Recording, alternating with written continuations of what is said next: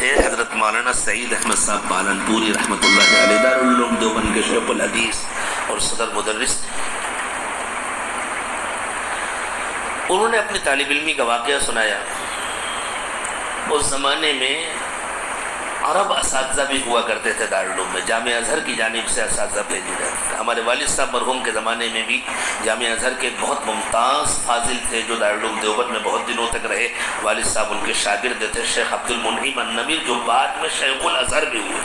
اور جو بعد میں مصر کے وزیر اوقاف بھی ہوئے، جنہوں نے دیوبند میں رہتے ہوئے کتاب لکھی تھی کفاح المسلمین فی تحریر الہند، مشہور کتاب ہے ان کی، ہندوستان کی آزادی میں مسلمانوں کا جہاد، مسلمانوں کی کوششیں۔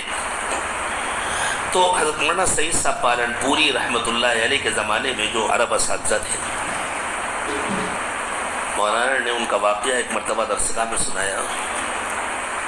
کہ وہ جب مسجد آتے تھے نماز پڑھنے کے لیے، دیوبند کی گرمی نلور والوں کو بتلانے کی ضرورت نہیں ہے، آپ کے یہاں بھی خوب گرمی ہوتی ہے، ایسی دیوبند میں بھی بہت شدید گرمی ہوتی ہے۔ پتہ نہیں آپ کے یہاں سردی بھی شدید ہوتی ہے یا نہیں ہوتی؟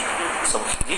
نہیں ہوتی، ہاں سمندر کا کنارہ ہے تو سردی، وہاں تو سردی بھی بہت شدید ہوتی ہے سردی کے زمانے میں، اور گرمی کے زمانے میں گرمی بھی بہت شدید ہوتی ہے۔ ہم نے بھی اللہ کی توفیق سے وہاں کی 5 گرمیاں 5 سردیاں دیکھی، شدید گرمی۔ اور یہ اے سی ویسی تو ابھی جلدی آئے ہیں،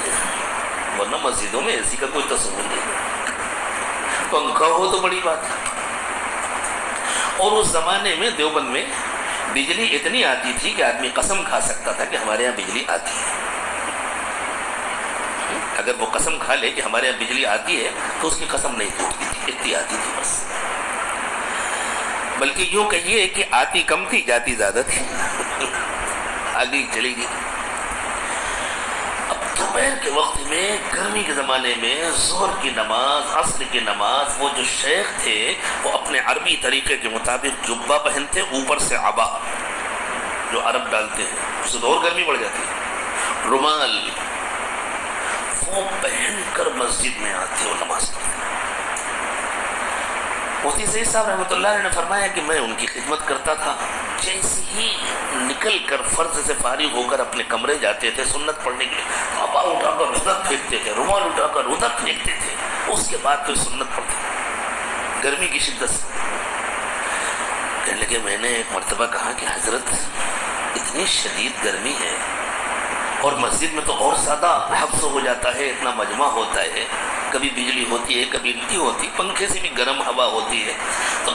ابا پہننے کی کیا ضرورت ہے، آپ جبہ پہن لیتے ہیں، ٹوپی پہن لیتے ہیں، اتنا کافی ہے۔ کہنے لگے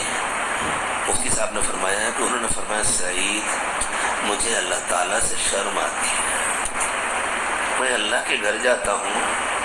اللہ کے دربار میں حاضر ہوتا ہوں، اللہ نے فرمایا ہے خذوا زینتکم عند کل مسجد، جب نماز کے لیے مسجد آیا کرو تو فٹ ہو کر آیا کرو، کوئی مہمان آ جائے، ابھی کوئی منسٹر مجھ سے ملنے آ جائے تو میں یہ عبا پہنے بغیر، یہ رومال ڈالے بغیر میں اس سے ملاقات نہیں کروں گا، تو میں اللہ کے پاس کیسے جاؤں، مجھے شرم آتی ہے، اب میں اپنے کمرے آ جاتا ہوں، اب اس کو اتار کر کے پھر سنت پڑھوں۔